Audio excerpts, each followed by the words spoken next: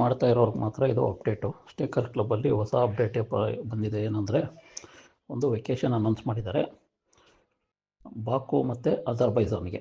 ಈ ಬಾಕು ಮತ್ತು ಅಜರ್ಬೈಜಾನ್ಗೆ ಇವತ್ತಿಂದ ಸ್ಟಾರ್ಟ್ ಆಗುತ್ತೆ. 12 ಆಗಸ್ಟಿಂದ ಸ್ಟಾರ್ಟ್ ಆಗಿ 12 ಸೆಪ್ಟೆಂಬರ್, ಅಂದರೆ ಮುಂದಿನ ತಿಂಗಳು ಸೆಪ್ಟೆಂಬರ್ವರೆಗೂ ಈ ವೆಕೇಷನ್ನು ಇರುತ್ತೆ, ಅಚೀವ್ ಆಗೋಕ್ಕೆ ಇರುತ್ತೆ. ಇದು ಕ್ರೈಟೀರಿಯಾ ಏನಪ್ಪ ಅಂದರೆ $3,000 ಸೆಲ್ಫು ಟಾಪಪ್ ಮಾಡ್ಕೊಳ್ಳೋದ್ರಿಂದ ನೀವು ಅಚೀವ್ ಆಗ್ಬೋದು.